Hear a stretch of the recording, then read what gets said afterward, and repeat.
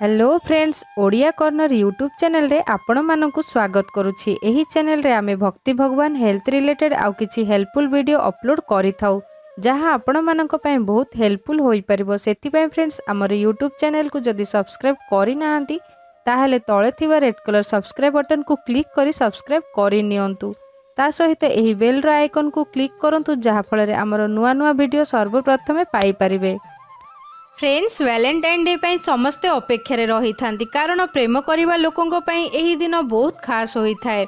किछि लोक एपरि मध्य होई थांती प्रति वर्ष भली 2019 रे मध्य निजर साउलमेट रो अपेक्षा करूथिबे। तो आज आमे एपरि ही किछि राशिंको विषय जानिबा जेउ मानकर अपेक्षा शेष होई पारे। हाँ फ्रेंड्स, आज आमे सेही राशि गुड़िकर विषय जानिबा जहां को वैलेंटाइन डे दिन तांको सत प्रेम मिली पारे। मेष राशि पाई 14 फेब्रुआरी माने वैलेंटाइन डे बहुत खास हेबो कारण एही दिन तांकु तांकर सत प्रेम मिली जिवो। एही राशिर लोक जेउ माने केते दिनरु निज प्रेम को पाइबा पई चेष्टा करूथिले सेमानंकु एही दिन कोनोसी सरप्राइज मिली पारिबो। एही राशिर लोकंकु पूरा संभावना अछि कि तांकु तांकर प्रेम मिलिबो। कर्कट राशिर लोकों पाई एही मास रोमांस रे भरी रहिबो। एही राशिर सिंगल लोकों को वैलेंटाइन डे रे सरप्राइज मिली पारे। 14 फेब्रुआरी को एमानंको प्रेम मिलिबो। तुला राशिर लोकों को एही दिन निजर हजि जाइथिबा प्रेम मिली पारे। जेउ लोक सिंगल अछंती सेमानंकु जीवन साथीर खोजिबा मध्य शेष होई जिवो।